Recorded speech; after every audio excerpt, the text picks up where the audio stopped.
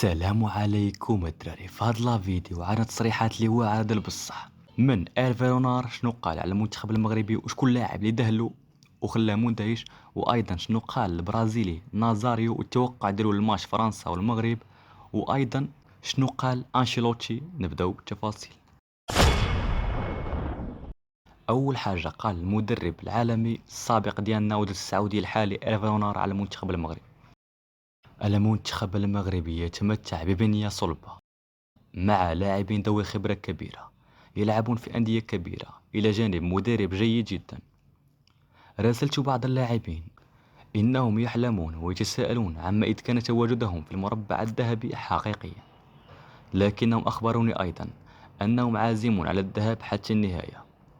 أقول انتبهوا ليوسف نصيري، يذهب بسرعة كبيرة وإنه لاعب لا يتعب أبدا ويسجل أهداف، لذا يجب على فرنسا توخي الحذر. يعني كحذر البلاد ديالو اللي هي فرنسا من لاعب نصيري اللي كيدير كلشي صراحه، كيسجل الاهداف وكيعاون الدفاع وكيضغط صراحه قيمه كبيره.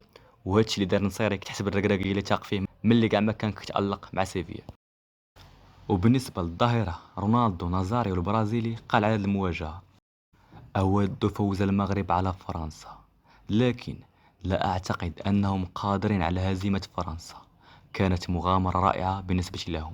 توقعي كان نهائيا بين البرازيل وفرنسا، لكن بما أن البرازيل خرجت وفرنسا تؤكد في كل مباراة أنها أحد المرشحين، وأعتقد أنهم المرشح الأكبر لنيل البطولة.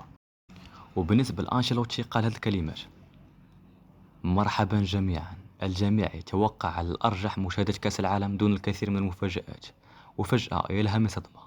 تأهل المغرب إلى نصف النهائي بعد فوزه على إسبانيا والبرتغال، وفازت كرواتيا على البرازيل حاملة اللقب 5 مرات بهكذا الترجيح. وقال كلام آخر لكن ختم الكلام ديالو بهذه القولة: أود أن أنهي كلمتي بالإشادة بالتزام المغرب الرائع وموقفه تهانينا. اش بالكم شنو قالوا النجوم؟ هذا مكان وتهلاو في راسكم.